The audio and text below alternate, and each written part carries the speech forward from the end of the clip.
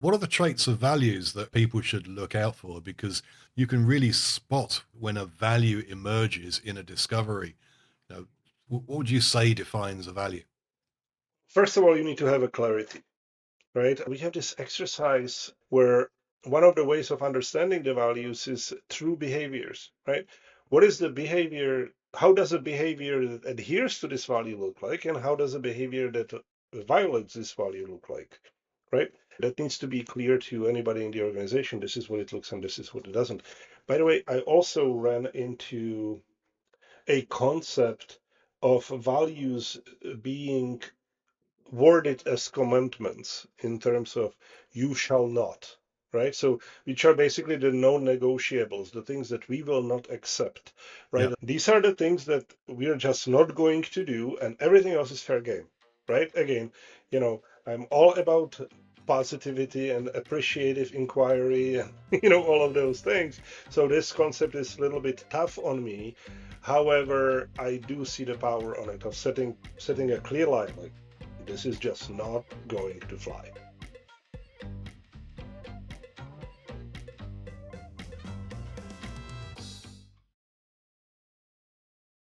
And I'm back here with Milan Viveka for the latest episode in our Cardcast series.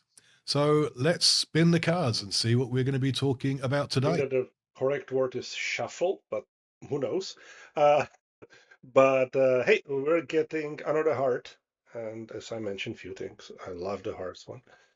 Value of values. What is the first thing you see when you start talking about values? So, a pretty common reaction I get in organizations when it's clear there are no real values is the eye rolls. You mentioned values, and you're looking up at the wall, and maybe they've got integrity, honesty, and trust up as a poster up on the wall. And you mention values, and the eyes just roll back into their heads, and here we go. And it's it's a real indicator that A, you can make a big impact to this True, business, true. and but B, you've got some work to do to get them across the line, because values are an intrinsic part of a great organization. And if they haven't got any real understanding of what the values are and what the value of values is, then there's a bit of work to do. But they get it almost invariably. And I don't think I've ever worked with a business that haven't eventually made the transition into, right, we now understand why this is important. These are not just platitudes. They're not three words up on a poster up on a wall. Uh, but it does take time. It does take time. And sometimes you need to change some of the team. Sometimes you need to change all of the team. Because when you actually come down to it, and when you've actually discovered what the organization's true values are, they're just not lined up with them. They just don't see the value of those values. I work globally as you do, and I just love the different perception of this concept in different cultures, right? Because Mm, when people around the world hear this, the eye roll gets an extra dimension because there is just so much talk about values which is completely fake, and people are not stupid. They get that. And if it was the only way that the only context in which they ever heard about values, yes, we have some work to do to make that work. The funny thing is that every organization has values. Every organization has guiding principles. They just might not be yeah. defined, they Mhm. might not be understood, but you know what? They're followed. And if they're not the right ones, right? If they're created by habits and not deliberately, you very often get behaviors that you don't want. And then eventually you get a regression to a mean, and the culture suffers. People say a lot that, Yeah. that when you have values and people are really living them and presenting them, that it's like a cult. Somewhere recently, I heard that a cult is the first four letters in culture. That's all it is, right? That if it doesn't look like a cult from outside, it's probably not very strong as a culture. And I believe in that. I actually do That's right. believe in that. Yeah. Yeah. And I think there's a misconception that you set values. You do You not discover set them. values. Yeah, You thank you. discover Thank you. them. because they are already alive in the organization. So, our role as a coach when we start working with a leadership team is to help them uncover what those values are. So we're mining, we're going deep into the organization to try and understand what those values are. But they're there already. They might not be the values that the CEO and the leadership team want, but that's tough. They're already there. And I've seen numerous CEOs who go into an organization and say, we need to change the culture of the organization, and these are the values I want to be present in the organization. And I take a step back and think, good luck with that, because generally two things happen. The organization changes, which takes a long time, or secondly, the CEO changes, as in Yes. changes job, because they spend 2 years trying to change the values and they don't, because it's almost impossible to change the values, the culture of an organization. Again, values and culture are not two different things, not the same things, right? I think that, yeah, They're of very course, connected. like Yeah. values Mhm. are foundation of the Mm. culture. But when you say, Mm. and I think that there is a lot of misunderstanding of that. When you say changing culture, culture doesn't change, culture evolves, right?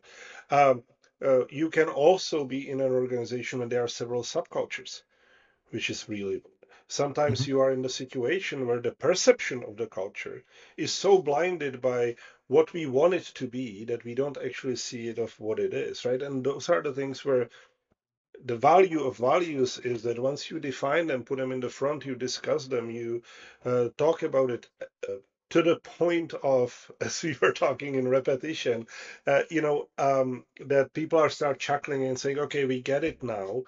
That's where you're getting somewhere, because then you can actually leverage the value of values by saying, okay, we hire, Yes. Mhm. we fire according to values, Mhm. we evaluate ourselves on that. We live them and we Yep. model them to others. So when somebody comes, you don't even have to say that because it's obvious. And as we were talking just recently, I don't remember which part it was though, about how difficult it is to test for values, right? It's even more difficult if you don't have them clear, right? Indeed. Indeed. Yeah. And so we have this sort of this paradox where maybe there are people in the organization that don't feel that they are a fit, or the team don't feel they're a fit. And often, once you bring the values to life, they suddenly have something to latch onto.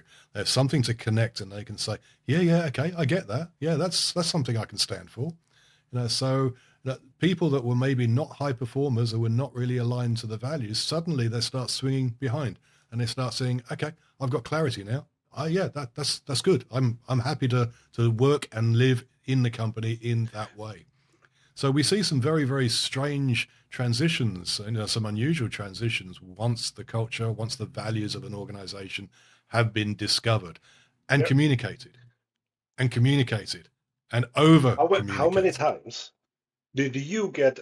No, how Oh, many many times? times. Let me ask you a specific question. How many times Mm. did you get Sure, into a sure. Mhm. situation when you did the first assessment with the leadership team, and the leadership team would be, working about their team, and they said, this person is C, this person is C. Then you eventually find out that the person doing the assessment is actually the C in the question.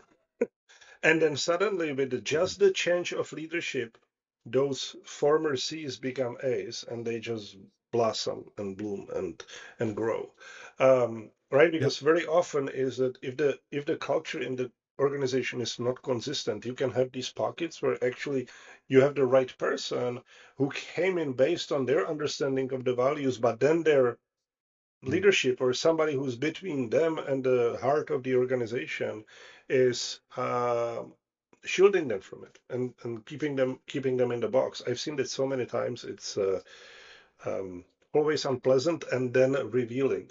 And we were talking about this when we were talking Yeah. about death weights in the A players episode. Yes. How Mm. by removing the death weights, how you can elevate the rest of the team, and how immediate and palpable that result of that is. And it's all comes ultimately down to Yeah. values. Yeah. You're Yeah, setting yeah, them free. absolutely, absolutely.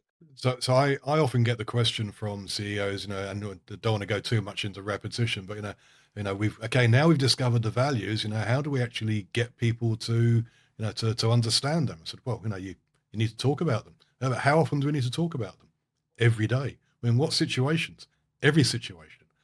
Is it a meeting? Is it a hiring discussion? Is it a feedback conversation? Is it any way that you can get the values out in day-to-day conversations, you should take advantage of that. And you should encourage your teams to do that also, because that brings it to life. And it also shines a light where behaviors are emerging that don't align with I that. just got an idea for another card, which would be inspired by what you just said, and it will be the good news about the good news, which is Mhm. right, because the Yes. good news that we say in the beginning of every meeting, and again, that's another thing that Mhm. non-A players feel like is oppressive. Like, I don't have any good news. Well, we know what that means, right? Yeah. So, Mhm. yeah, Indeed. but besides it, putting your brain on the right path for the rest of the thing, this is the best opportunity to celebrate because values and adherence to them or exhibiting them needs to be celebrated, right? Because that is what is actually moving the company forward. Yeah, yeah, yeah. So what are the traits of values that people should look out for? Because you can really spot when a value emerges in a discovery. What would you what would you say defines a value? First of all, you need to have a clarity, right? We have this exercise. I wish I remember which coach shared it with us. This is the beauty of the metronomics community that we share ideas, and I wish I knew who that was. Sharing the exercise where one of the ways of understanding the values is through behaviors, right? What is the behavior? How does a behavior that adheres to this value look like, and how does a behavior that violates this value look like, right? That needs to be clear. That needs to be clear to anybody in the organization. This is what it looks and this is what it doesn't. By the way, I also ran into a concept of values being worded as commandments in terms of you shall not, right? So, which are basically the non negotiables, the things that we will not accept, right? Yeah, The things that are just a no go in there. Uh, I haven't had it used or haven't seen it used with any of my clients yet, but I think it can be a really, really powerful, right? Like these are the things that we're just not going to do, and everything else is fair game, right? yeah, Which yeah. I do love the Well, idea. the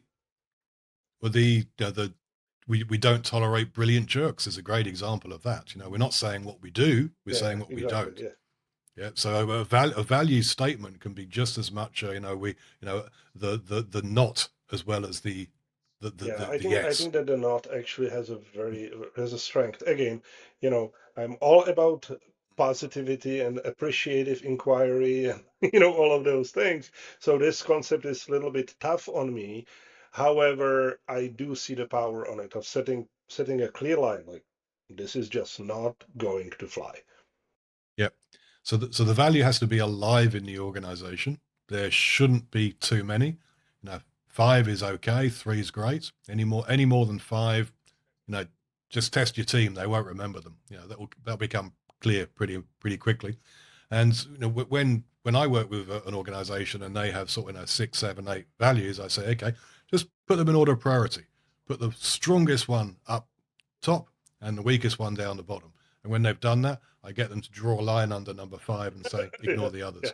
yeah. Yeah, That's yeah. that's Okay. yeah, We now that's have five. brutal. But you know what helps is doing the team assessment, right? Because when you're looking at the behaviors and people putting them, into particular sections, so that along the value axis, the conversation could be which one is the value that is not being exhibited here, why, and is that a problem? Or so are we lowering the bar, or are we keeping it, or are we saying this value is actually not that? And very often, if you have seven, the two of them are probably somewhere hidden in the other five already. They just for some reason they are pulled out. Yeah.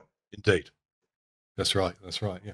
So other characteristics of values. What else would you say? Well, are they true? Meaning that does the leadership actually believe in them themselves? Again, you were talking about the fake values, which don't have any value. If anything, they just make you look like a fool, right? Um, I did have an experience where a CEO used the language with me that was literally a opposite of their number one value, right? And said you have to do this sometimes, where the actual value said you never do this. It's like, Yes. uh, what?